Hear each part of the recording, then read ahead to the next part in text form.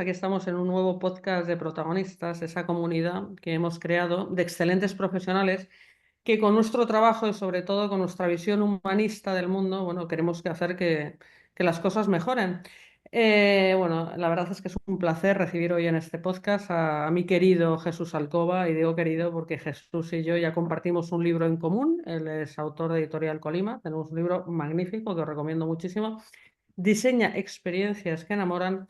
Pero bueno, me apetece mucho hablar con él. Para los que todavía no los conozcáis, pues vayáis viendo el carisma, la personalidad y la potencia que tiene Jesús. Pero bueno, antes de iniciar esta conversación, voy a dar paso, como en otras ocasiones, a la directora de comunicación de Editorial Colima, Rocío Aguilar, para que nos presente a Jesús Alcoba. Adelante, Rocío. Pues sí, muchas gracias, Marta. Como bien nos decías, hoy recibimos a Jesús Alcoba. Actualmente él es el director creativo del Centro Universitario La Salle en Madrid, es investigador, profesor titular de procesos creativos, fue miembro de la Junta Directiva de la Asociación para el Desarrollo de la Experiencia del Cliente, y todo esto a lo que se dedica actualmente pues es consecuencia directa de la amplísima formación que tiene Jesús, que va desde la psicología al mundo de los negocios. Jesús es licenciado en psicología por ICADE, posteriormente realizó un máster en el Instituto Superior de Estudios Psicológicos, además cursó otro máster en coaching en ASESCO y, como decía antes, también tiene un máster en Business Administration por la Universidad Ramon Llull. Además, ha tenido tiempo para doctorarse por la Universidad Pablo de Olavide de Sevilla en estrategia. Con todo este background, actualmente es especialista en varios campos que interactúan entre sí. Ahora seguro que nos cuenta cómo, porque, como antes os decía, es experto en creatividad, en desarrollo personal y en esto que es la experiencia cliente, porque Jesús Alcoba es el creador del arco de la experiencia de cliente, que es un método probado que conecta la identidad corporativa con la entrega final de la experiencia. Contribuyó precisamente a la creación del primer máster puro de experiencia cliente en España y es probablemente el autor más prolífico sobre esta disciplina, en esto que, como decíamos, es el Customer Experience. Jesús es formador, como antes decíamos, lleva más de 15 años en la Universidad La Salle con varias funciones, además, no solo profesor, y es autor de varios libros, uno de ellos, como antes comentabas, Marta, uno de ellos editado por Colima, de los que hablaremos más adelante. Así que todo esto que hemos contado y muchas cosas más que nos estamos dejando para vuestra charla convierten a Jesús en uno de nuestros protagonistas. Jesús Alcoba es uno de los profesionales que se ha unido a esta plataforma, protagonistas.org, que es un espacio para personas creadoras de pensamiento. Protagonistas es una red de expertos con dilatadas y contrastadas trayectorias profesionales que se unen para potenciar conjuntamente visiones e intereses desde un punto de vista humanista. Así que, bueno, Protagonistas, en resumen, es un proyecto en el que estos profesionales de contrastada trayectoria comparten conocimientos y experiencia para ampliarlo, por supuesto, y además llegar a inspirar a otras personas. Y bueno, como ya decía, algo nos dejamos para ahora, para que nos contéis, Jesús y Marta. Gracias. Mil gracias. Muchas gracias a ti, Rocío. Bueno, querido Jesús, bienvenido, ¿cómo estás? Pues muy bien, con muchas ganas de esta charla, la verdad, si te soy sincero. Bueno, pues yo también, y oyendo a Rocío, que ha hecho un magnífico repaso, breve repaso, vertiginoso, diría yo, porque claro, intentar encapsular en tan pocas palabras, en tan pocas frases, pues una polifacética trayectoria como la tuya, pues es un reto que ella siempre consigue con su gracia característica. Dime, además de este repaso, si quieres, objetivo, ¿quién es Jesús Alcoba? Porque has hecho tantas cosas, ¿quién es Jesús hoy y que ha integrado tantas disciplinas? Pues yo diría que una persona inquieta. Yo siempre cuento esto de que cuando yo estaba en preescolar y la maestra miraba hacia el sitio donde yo tenía que estar sentado, yo nunca estaba allí. Y esto es real, quiero decir, esto empezó a ocurrir ahí ya, ¿no? Yo creo que no me diagnosticaron hiperactividad porque el término no existía. Y a partir de ahí, pues una hiperactividad a lo mejor más de movimiento, pues empezó a ser de alguna manera una hiperactividad mental o como se quiera llamar. Y yo diría que una persona inquieta. Siempre hay algo más que uno pueda saber. En el fondo uno no es experto en nada más que en aprender. Yo creo que yo me sitúo ahí. Ahora mismo, cuando estaba escuchando a Rocío, a veces me cuesta identificarme con el personaje, ¿no? Esto que decía Borges, de Borges y yo y todo esto, ¿no?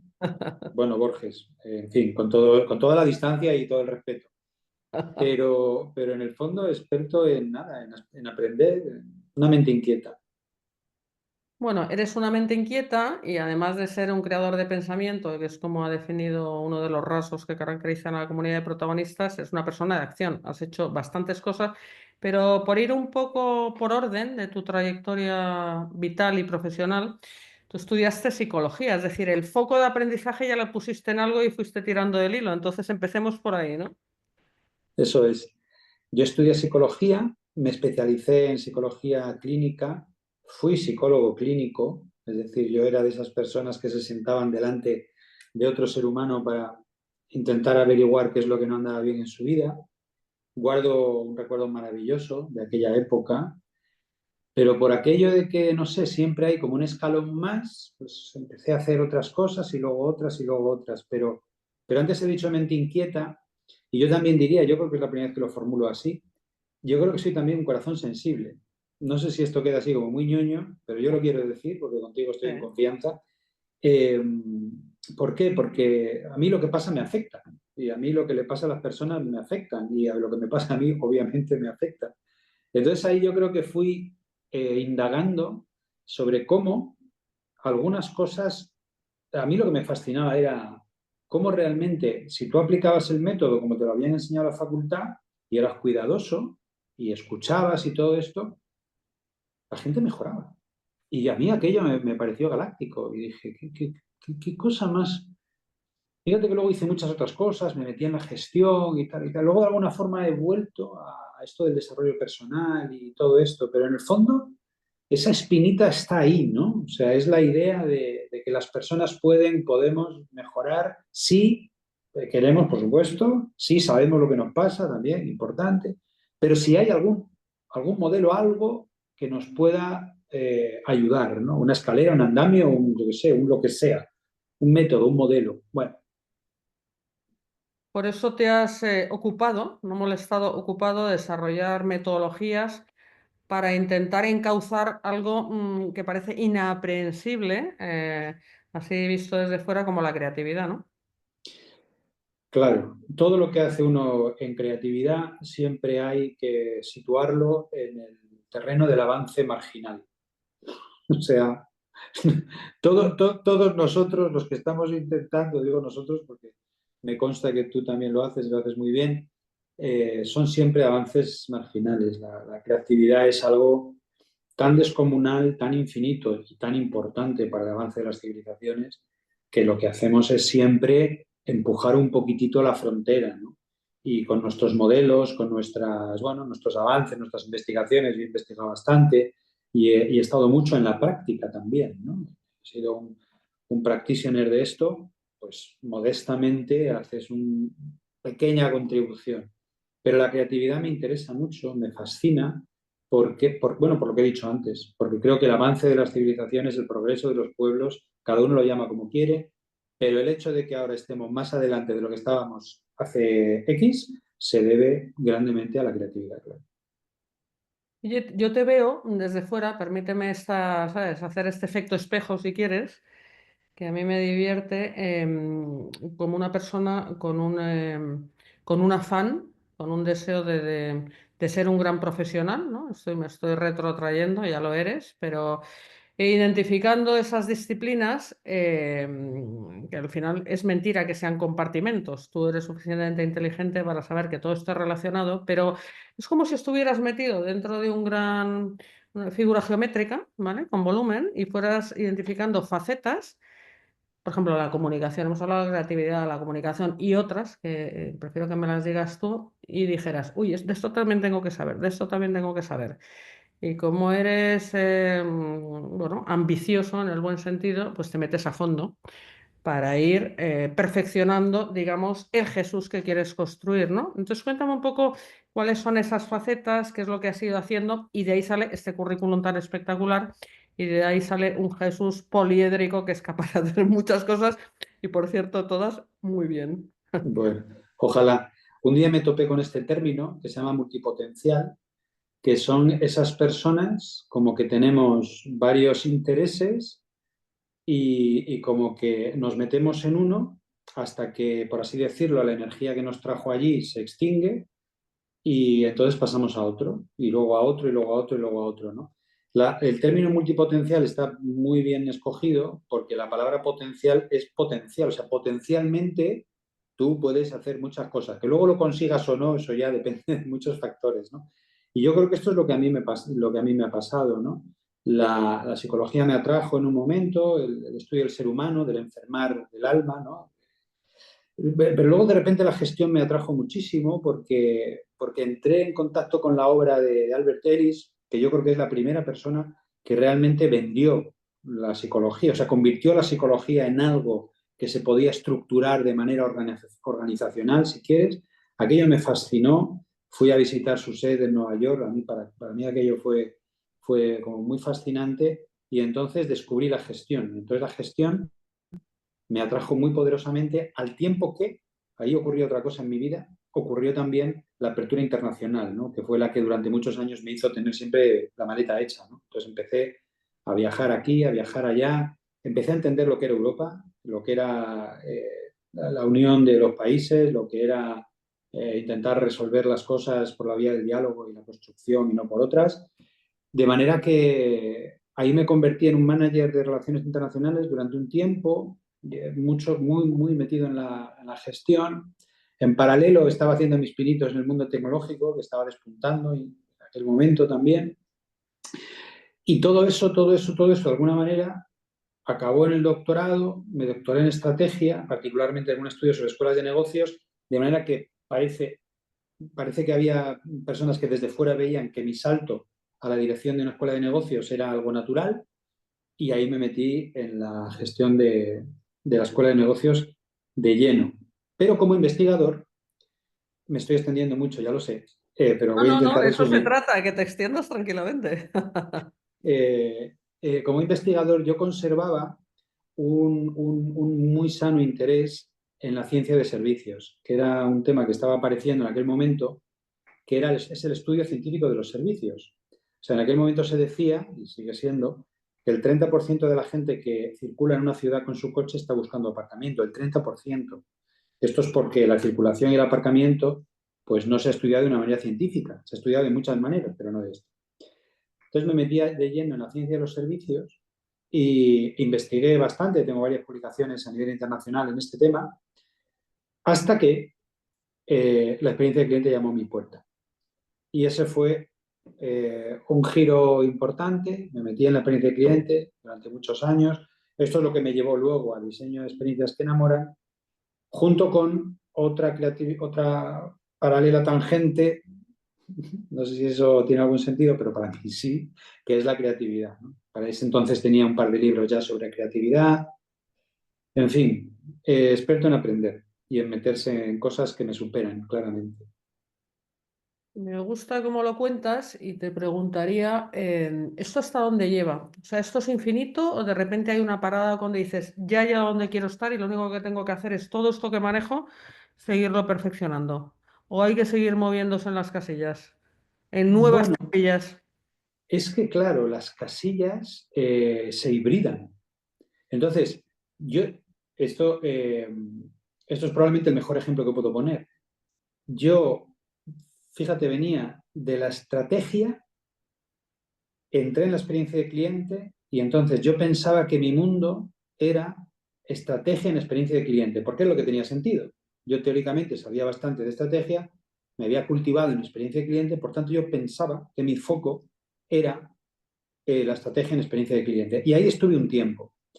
Pero yo tenía otra paralela tangente, por contradictorio que parezca, que es el mundo de la creatividad. Y de experiencia de cliente y creatividad nació Diseño de Experiencias, que es precisamente el libro que acabamos de publicar, Diseño de Experiencias que enamoran, es decir, se hibridan entre ellos.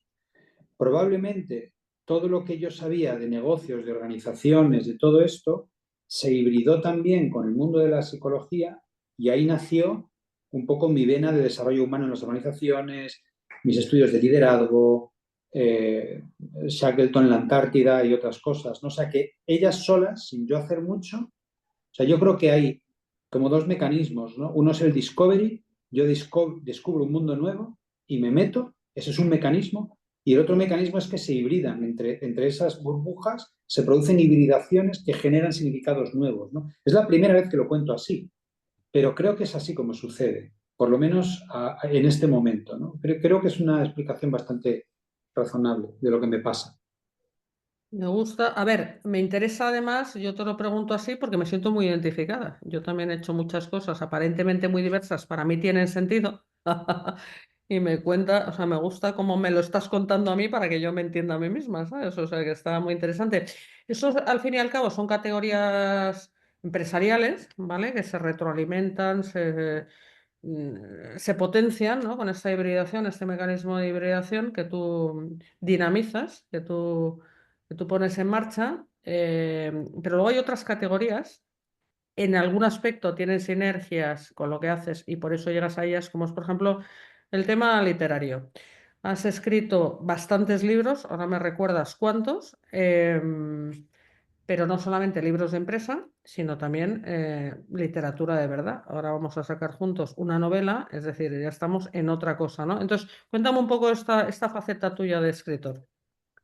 Pues yo, la mayoría de las veces, cuando me requieren una explicación breve de quién soy, yo digo que soy escritor, porque yo creo que eso en el fondo es lo que soy. O sea, todo lo demás son manifestaciones de eso y me voy a explicar.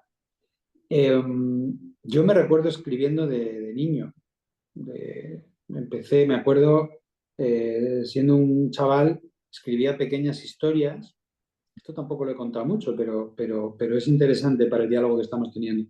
Escribía pequeñas historias y fíjate lo que hacía. Se las pasaba a mis compañeros de clase para que ellos me las valoraran, como para que me pusieran nota. Qué bueno. ¿Qué Ya, edad como, tenías? como, buf, en algún punto entre los 12 los 11 por ahí, más o menos. No lo recuerdo, no tengo ningún evento biográfico para atar ese recuerdo, pero debía ser por ahí. Y entonces debía estar yo ya muy interesado por la crítica, ¿sabes? Y entonces ellos me puntuaban, yo escribía mis pequeños relatos, ¿no? Y eso, durante mucho tiempo, tomó muchas formas. Yo creo que escribir es lo que he hecho toda la vida. Y luego eso ha servido como para volcar algunos de estos desenvolvimientos personales, ¿no? Entonces lo ha volcado en distintas cosas. Decía Miki Naranja, que era poeta, él decía que la poesía no es ni un oficio ni una afición, sino que es una manera de estar en el mundo. Y yo desde entonces vengo a enganchar esta idea, ¿no? O sea, escribir en realidad no es ni un oficio ni una afición, es una manera de estar en el mundo. Entonces, Como observador, pues verás, yo creo, me identifico también bastante con lo que decían de Emily Dickinson, que era una persona que se dejaba impresionar por la realidad y escribía la huella que la realidad dejaba en ella, ¿no? Este es un poco el proceso, ¿no? O sea, yo creo que lo que yo escribo es, de alguna forma, el eco, el recuerdo, el pozo, el lo que sea, seguro que hay muchas palabras para esto, que esa imprimación que se produce en mí, yo lo devuelvo expresándome, escribiendo, porque es mi lenguaje, escribir es mi idioma y el de todos. Pero entendámonos lo que quiero decir, y tú sabes perfectamente lo que quiero decir, ¿no? O sea, todos escribimos, pero eso es como yo, eso que dicen, ¿no? De que yo nunca entiendo algo por completo hasta que no lo escribo, o nunca sé lo que me pasa hasta que no lo escribo. Yo me ordeno mucho escribiendo. Bueno, supongo que tú tienes una experiencia parecida y conoces a muchas personas que tienen una experiencia parecida. Entonces, escritor es en el fondo lo que yo, como yo me sitúo en el mundo, creo. yo creo que uno se ordena, desde luego, escribiendo, porque te exige un proceso de reflexión más profunda y de observación, en este caso no solo de lo de fuera, sino, como bien dices, de la huella que deja en ti. Me encanta cómo lo has expresado. Igual que enseñando, ¿no? Una parte, por lo menos para mí, de la docencia es lo que yo aprendo, ¿no? Cuando me dicen, pues qué bien, ¿no? Nos has enseñado. Digo, no, no, no os engañéis. Eso es un proceso que se retroalimenta, ¿no? Lo que te llevas tu puesto, ¿no? A mí es lo que me motiva a seguir como docente, ¿no? Porque requiere lo mismo, o sea, un proceso de mucha presencia, de estar muy con el contenido, darle muchas vueltas, entender los distintos ángulos, matices, integrar cosas, ¿no? Entonces, o sea, darte la oportunidad de hacer esa parada en el camino para comprender bien los asuntos, bueno, pues te lo dan, como te digo, o sea, esas dos disciplinas y seguramente otras, ¿no? Que se nos puedan ocurrir, pero estas dos seguro, ¿no? El proceso de escribir y el proceso de enseñar, ¿no? Sin duda. de alguna manera, claro, es muy difícil. O sea, las intensidades de las hebras de una vida son difíciles de ordenar y de priorizar, ¿no? Mi madre decía de mí, decía, tú naciste maestro, no queriendo decir que yo supiera mucho de nada, sino que en mí el hecho de compartir algo que yo sabía con otra persona está en mi vida desde muy pequeño. Yo me recuerdo, me veo, me visualizo enseñando a un amigo mío a montar en bicicleta sin patines o ruedines o como cada uno lo llame. Sí. Y yo creo, Marta, que yo tenía, no, dudo que tuviera más de 6 años. Dudo que tuviera más de 6 años. Y yo en aquel momento era lo que un niño de 2 años, de 6 años o de 5, lo que fuera, tenía que aprender a hacer, que era aprender a montar en bici sin caerse. Yo di con ello y lo compartí con alguien, ¿no? Y ese compartir, ese dar al otro, expresar hacia el otro, ha estado muy presente en mí siempre. Junto con que yo, pues estoy contando muchos secretos hoy, pero bueno, estamos para esto. Te tiro de la lengua. Sí, sí, no, pero bueno, estoy muy cómodo aquí. Eh, yo me subieron a un escenario a la edad de 2 años. O sea, yo tenía 2 años cuando por primera vez me subieron a un escenario. Claro, esto necesariamente tuvo que tener un impacto en mi vida, ¿no? Entonces, de alguna manera, dice, hombre, ¿y esto del conferenciante de dónde sale? Pues probablemente sale de ahí.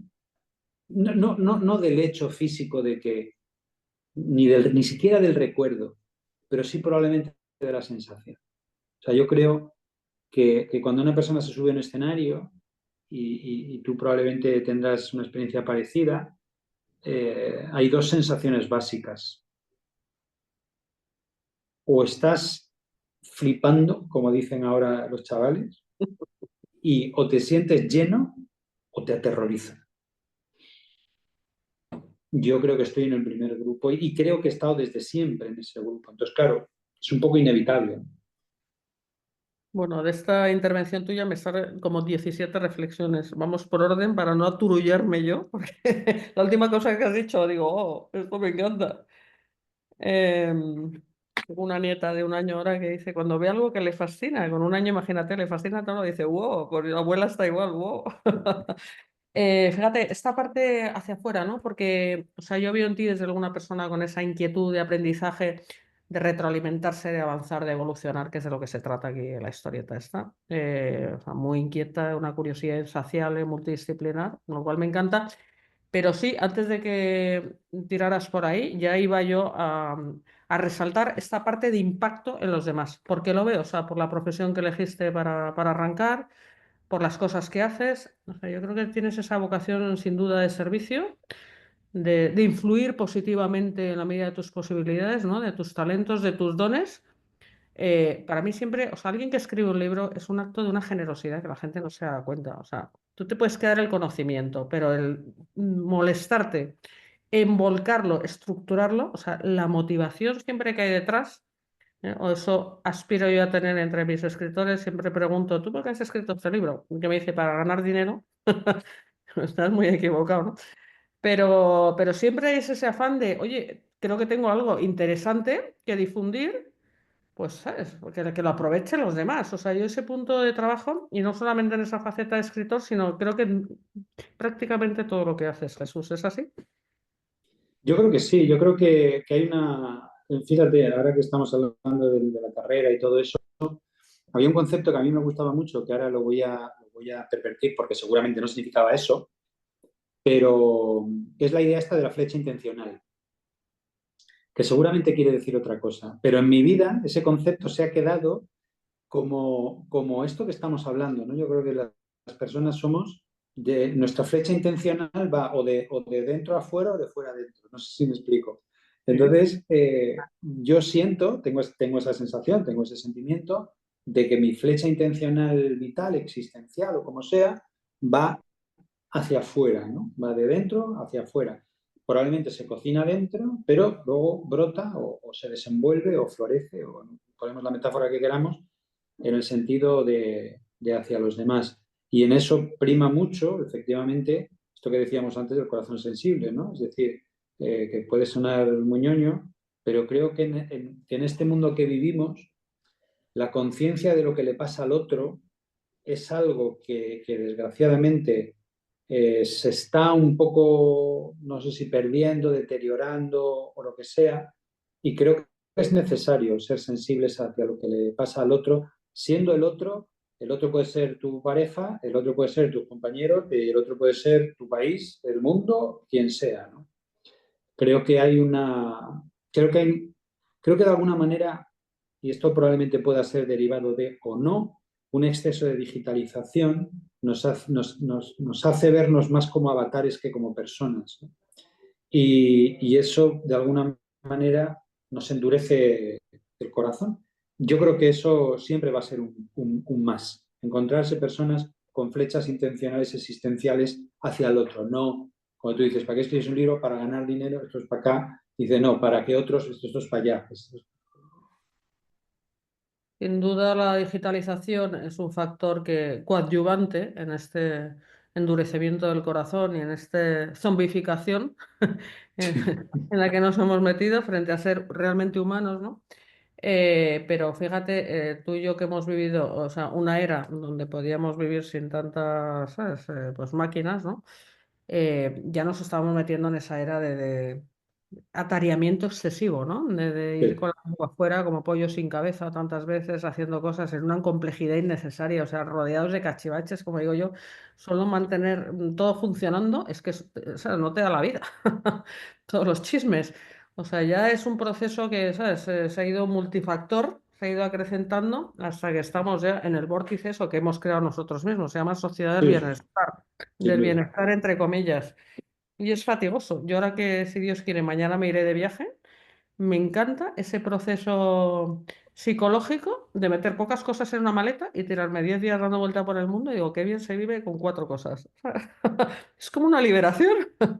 Coincido plenamente.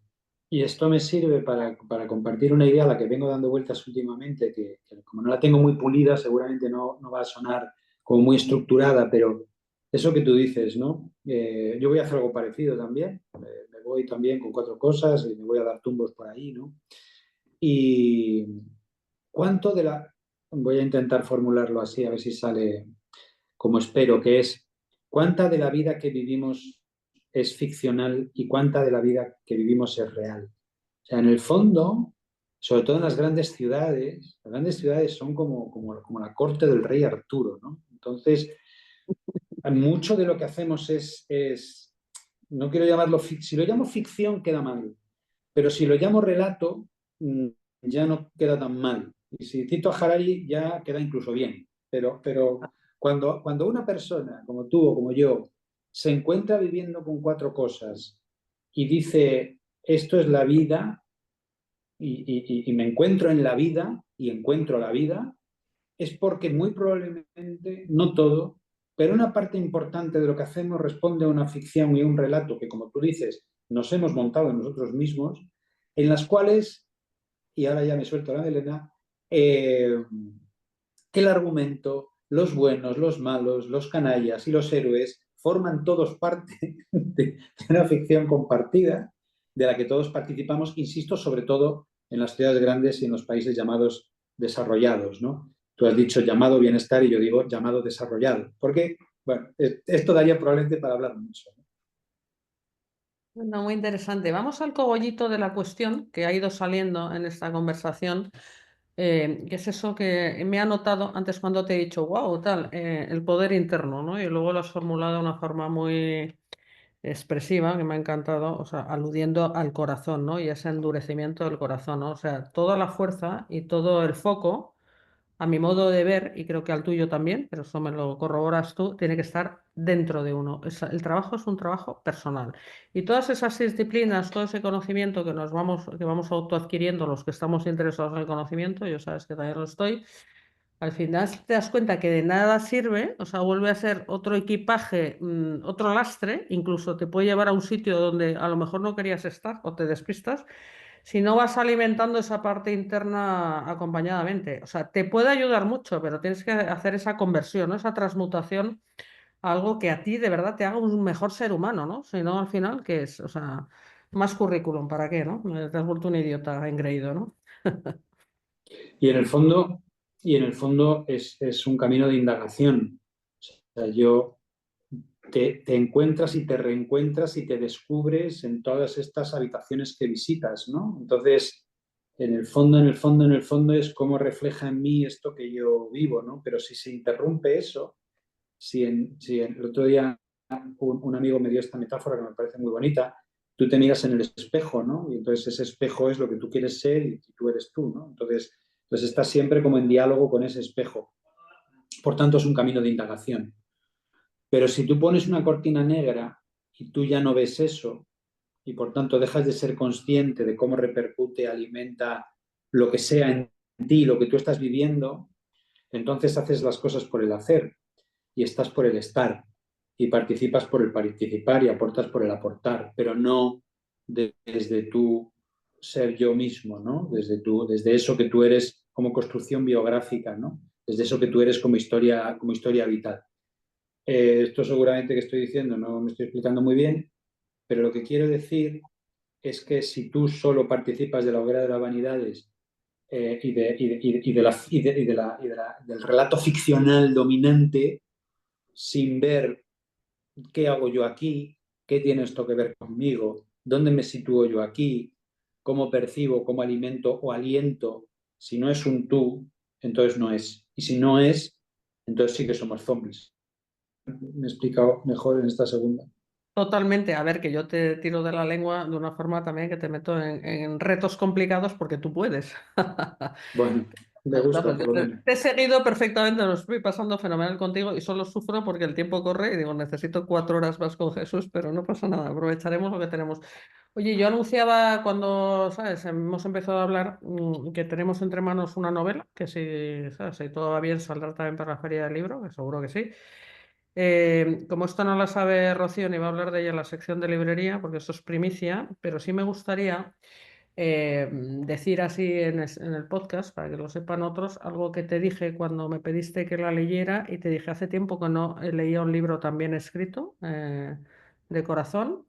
Me ha gustado viendo que además tú haces talleres también de escritura creativa, o sea, no solo manejas el proceso.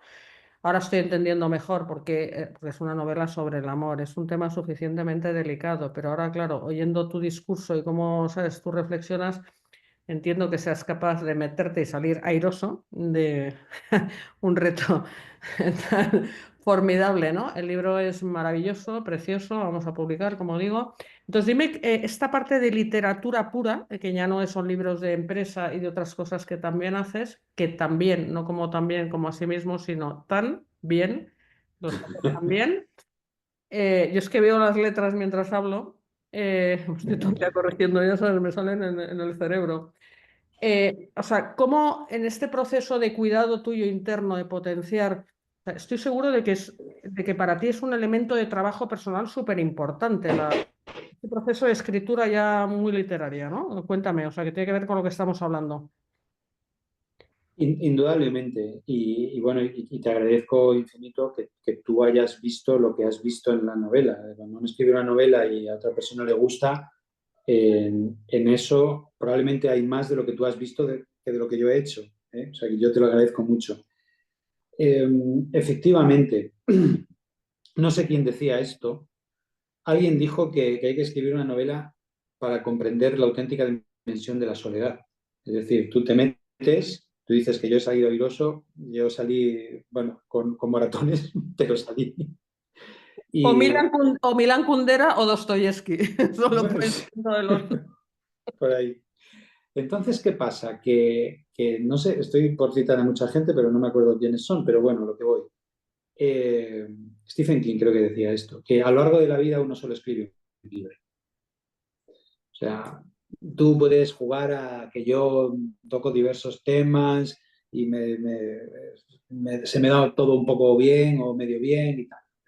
En el fondo, tú solo tienes una preocupación que ni tú mismo conoces, tienes un tema que probablemente no te atreves a mirar o a veces sí, pero es sobre eso sobre lo que escribes. Y escribes en ficción y escribes en no ficción. Yo venía del relato, ya lo conté, yo de niño escribía relatos, he escrito muchos relatos, luego se cruzó todo el tema de la gestión. Esa experiencia escribiendo me ayudó a escribir mis libros de ensayo, o sea, eso que tú dices, ¿no? De que vemos las palabras flotando, pues esa soltura o pericia adquirida me ayudó a escribir, desde luego, mis libros de ensayo y, por supuesto, mi tesis, pero en un momento dado regresé al relato y a la ficción, porque era donde yo había nacido, porque es la manera más directa, la manera más directa de contar una verdad es a través de una ficción. Yo, esto que dices, yo digo esto, no sé cómo, vamos, como editora de éxito que eres y has publicado a 400 autores, Bueno, no sé si... dejémoslo en editora, lo de éxito está por demostrar, pero bueno, gracias. Bueno, todo existe en gerundio en estas profesiones nuestras, ¿no? Entonces, yo siempre he dicho esto, ¿no? Si tú quieres defender un punto, explicar un punto, si tú quieres make a point, como dicen en inglés, escribe ensayo, porque es la manera más fácil de estructurar, de razonar, de defender, de argumentar. Pero si tú quieres abordar las grandes verdades del ser humano, eso es, vamos, solo gente de tallas altísimas ha logrado hacerlo a través de un ensayo. Los demás tenemos que construir ficciones, porque en la ficción las personas escuchamos y nos abrimos. No sé si me explico. O sea, si yo te digo, te voy a contar una verdad, pues depende de quién seas, de la trayectoria que lleves en el mundo, de la experiencia y de la edad que tengas, pues vas a decir, bueno, espérate a ver qué me cuenta este. Pero en una ficción se produce esa maravilla que se llama la suspensión de incredulidad, y tú entras en una historia que podría ser la tuya. Y ahí el ser humano se abre y ahí es probablemente donde se puede contar mejor las grandes cosas, o por lo menos intentarlo. Yo creo que esta novela no pasa de un intento, pero es realmente donde nos abrimos a empaparnos de una historia que no es la nuestra, pero que podría haberlo sido. Bueno, estoy totalmente de acuerdo. Has dicho muchas verdades del tipo de, claro, hay que escribir buenas historias. Yo, o sea, aprecio y reconozco el valor totalmente terapéutico que tiene para uno hacer ese ejercicio, o sea, eso que te llevas puesto, pero yo como editora de mucha gente que quiere publicar y lamentablemente es que, ¿sabes? O sea, no puedo publicar todo lo que me llega. Seguro que hay muchas cosas que me dejo en el camino que son buenísimas, yo no soy quien para juzgar. Pero a veces hay cosas que sí creo que he desarrollado capacidad suficiente para ver que no merece la pena ser publicadas. Y yo lo digo, intento decirlo amablemente, pero es como, o sea, vale, o sea, lo has hecho, está fenomenal, pero bueno, pues ya está, no pasa nada. O sea, si es que no necesariamente alguien necesita leerlo, ¿sabes? Hay ejercicios de introspección válidos en sí mismo y punto. O sea, lo que quiero decir es que tiene que haber una calidad suficiente o interés. Pero dicho esto, que en tu caso sí la hay. Fíjate, como hemos hablado del endurecimiento del corazón y hablamos de que tú has escrito una muy buena historia de amor y muy bien tratado, o sea, es un libro que calienta el corazón y por lo tanto tiene ese efecto de impacto que tiene que ver con lo que decías, aunque no has hablado de emociones, porque es verdad que la ficción despierta emociones, cosa que es más difícil que un ensayo consiga, porque como bien has descrito, no es su propósito, ¿no? Entonces, pero bueno, también has dicho, y lo comparto, creo que tiene que ser, o sea, pues un nivelazo. O sea, es que ese es el problema que tienen las novelas, ¿no? Que las medias tintas son más difíciles, claro, ¿sabes? Es un reto. Es que escribir bien, y te lo dice, ahora sí te lo digo, con conocimiento de causa, de verdad es asequible a muy poca gente. La gente sabe cosas, a eso estamos los editores todo el día corrigiendo, y aún así, ¿sabes? Digo, a veces hay 7 vueltas a un libro y digo, mira, ya hasta aquí hemos llegado, no me voy a reescribir entero, o sea, esto es lo que hay, o sea, es suficiente. Claro, se puede corregir hasta el infinito, pero el hecho de manejar bien el lenguaje no es asequible a todo el mundo, ¿no? Entonces estamos en un nivel ya, has aludido a a la poesía, estamos en un nivel de interlocución con los demás más espiritual. O sea, esto es algo ya, es otro nivel de trabajo, ¿no? O sea, sería la siguiente fase de un lenguaje muy, pues eso, muy cuidado, ¿no? Bueno, voy a dejar de lucubrar con el tema literario porque me dejo llevar por el entusiasmo, por ir un poco metiendo las cosas aquí en vereda, porque dentro de poco viene la sección de librería de Rocío.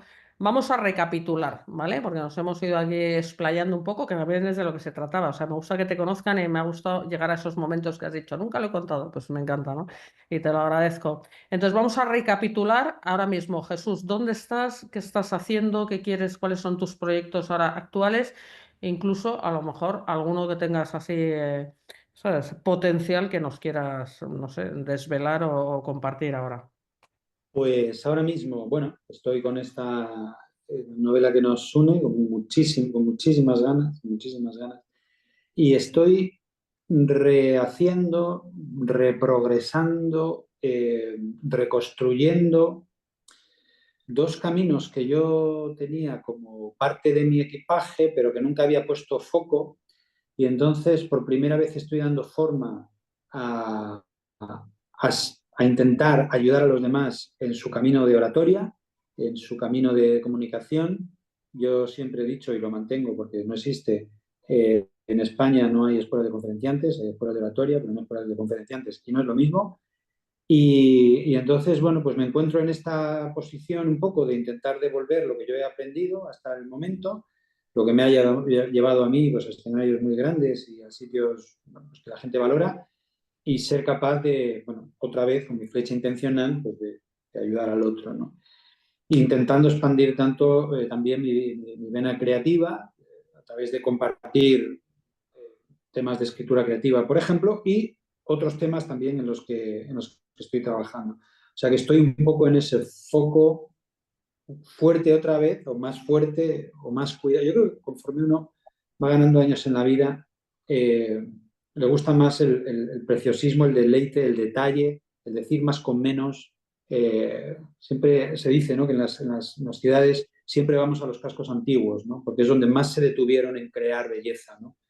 Para mí la belleza es importante, lo mismo que la verdad y que la bondad, sin duda, pero creo que esas creaciones que realmente con poco hacen mucho, pues son importantes. Y estoy intentando progresar en eso, en el ámbito, pues eso, de la escritura creativa, de la comunicación y evidentemente en el diseño de experiencias, que es una cosa que creo que sigue siendo muy importante. Para el cliente, para la empresa y para todo. Bueno, me encantan tus proyectos porque es creatividad hecha realidad, ¿vale? Y todo relacionado con las artes para elevar un poquito el nivel. Luchar es una palabra un poco que no me gusta, pero bueno, intentar, ¿sabes? Abrir brecha por otros caminos, pues más cálidos para el ser humano, ¿no? Y más apetecibles y más humanos en sí mismos, es que no hay que darle más vueltas, ¿no? Más humanos. Pero me gusta lo de más cálidos. Sí. Bueno, es que estamos aquí fluyendo con la conversación. Rocío, ya así que te dejo que entres con tu sección de librería a ver qué nos traes, que te veo y que estás ahí.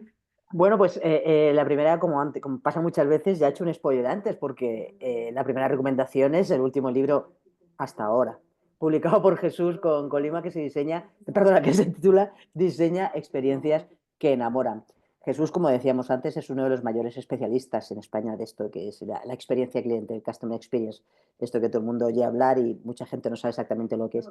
Una de las áreas estratégicas que precisamente están más demandadas en el mundo empresarial de hoy. Así que en este libro nos acerca a lo que comentábamos antes también, esto del método ARCO de la experiencia del cliente, un método probado que conecta la identidad corporativa de la empresa con la entrega de la experiencia al comprador. Esta experiencia de cliente es la percepción que tiene el usuario al interactuar con cualquier parte de una empresa. Entonces, bueno, este libro diseña experiencias que enamoran, plantea un trazado muy claro entre la identidad de la marca y la entrega final, que Jesús llama eso, lo que hablamos, la experiencia, el arco de la experiencia cliente. El objetivo es crear la actitud y el proceso a través del cual se crea una vivencia capaz de enamorar al cliente. Así que estos diseños son los que logran marcar definitivamente la diferencia y que este proceso no sea un servicio o un producto más, sino una vivencia memorable. Y eso nos lo cuenta Jesús en este libro, que os recuerdo el título, Diseña experiencias que enamoran, que además tiene este enfoque práctico, innovador, muy estratégico, que lo convierte en un manual imprescindible en este campo. Y además tengo que resaltar ya a modo personal, y es que la portada me parece preciosa, que es de un color rosa fuerte, magnífico. Así que solo tenéis que ir a buscarlo, que seguro que ya solo la portada os va a enamorar. Y la segunda recomendación de hoy se titula, voy a ver si lo digo bien, si no, Jesús, corrígeme, es un libro también escrito por Jesús que se llama AKA y está escrito, como os digo, por Jesús. En este vamos a conocer una perspectiva insólita que es de esto que llaman la reinvención, porque es una alabanza a la reinvención. Hay que cambiar nuestra actitud hacia ella. Jesús nos plantea que nos dejemos de reflexiones sesudas o listas de objetivos. Nos propone que seamos creativos y nos atrevamos a experimentar. Voy a repetir el título, aunque me cueste, AKA. En este libro vas a conocer una perspectiva insólita sobre la reinvención, vamos a aprender trucos con resúmenes y sobre todo vamos a experimentar fuera de los límites que nos marcan incluso nuestra propia personalidad. Jesús, a través de consejos muy prácticos y muy divertidos, nos ayuda a convertirnos en esa persona que siempre hemos querido ser sin dejar de ser nosotros mismos. Un libro muy refrescante para mentes inquietas, amantes de la búsqueda. Y vamos a decir una frase que él también comenta en el libro, expatriados de la zona de confort.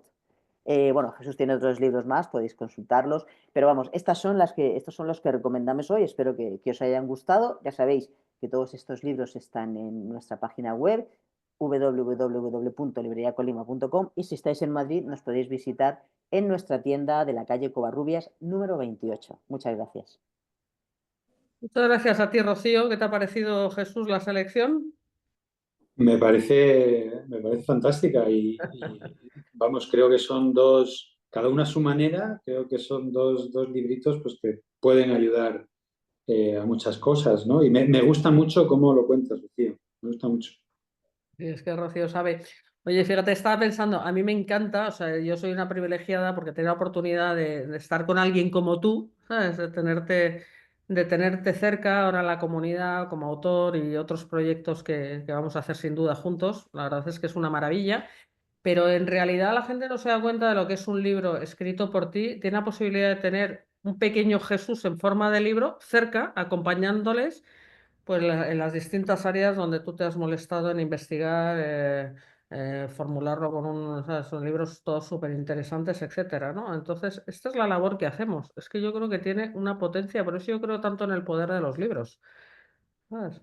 Yo coincido plenamente y que sepas que estoy encantado, ¿eh? Estoy encantado contigo, con Colima y con que mis proyectos estén en vuestras buenas manos. No, no, pues ya sabes que es recíproco y bueno, y también esta comunidad que estamos construyendo entre todos, de gente como tú, como decía, inspiradora, sin duda. Si es que de la gente buena solo salen cosas buenas, es una de mis mantras, de mis guías de trabajo, y por eso consigo avanzar. Como lo que decías del éxito, como decía, está por demostrar, pero sí que consigo avanzar. Pero bueno, hay que pensar las cosas, hay que inspirar, hay que desarrollar ese criterio y esa sabiduría, los que aspiramos a incrementar un poquito el grado de sabiduría en la vida cada día que hacemos cosas. Pero efectivamente hay que hacer cosas, hay que aterrizarlo, hay que proponer y hay que seguir avanzando, no queda otra. Y mientras la ilusión y la fuerza nos acompañen, pues tendremos que estar en la brecha. Ahí estaremos. Bueno, pues te dejo despedir ¿sabes? El programa, vamos, el podcast con algún tipo de reflexión, deseo, lo que te apetezca decir. Pues me despido y me quedo con una frase tuya que me parece muy importante recordarnos a todos, ¿no? Que es crear vías más cálidas, caminos más cálidos, encontrar lugares más cálidos. Yo creo que la calidez en un mundo tan apresurado y a veces de tan fría tecnología y de distancia digital, la calidez puede ser una muy buena y muy bonita manera de reencontrarnos como seres humanos. Bueno, ¿cómo se nota que te gusta la literatura y aprecias los buenos adjetivos? Y los coges al vuelo. Yo también me quedo en las conversaciones y me digo, mira, este adjetivo hace mucho que no lo oía, no lo veía, tal, me encanta, ¿sabes? Hago lo mismo. Ahí estamos conectados, indudablemente. Bueno, pues nada, muchísimas gracias, Jesús. Es un placer Gracias a conversar vosotros. contigo. Ha sido una conversación, te diría que deliciosa. Ahí va otro objetivo bueno. Igualmente, lo comparto. Gracias. Gracias a todos los que estáis ahí, a todo el equipo de protagonistas, especialmente a Rocío Aguilar, a todo el equipo de Editorial Colima y hasta el próximo podcast. Chao. Gracias, feliz día. Feliz día. Protagonistas es una red de profesionales con dilatadas trayectorias, unidos para potenciar intereses, visiones y pensamiento, siempre con una perspectiva humanista y una praxis ética. Un proyecto para compartir conocimientos y experiencias inspiradoras y construir un mundo mejor a través de la reflexión, el pensamiento crítico, la puesta en común y el intercambio de perspectivas. Porque juntos llegamos más lejos.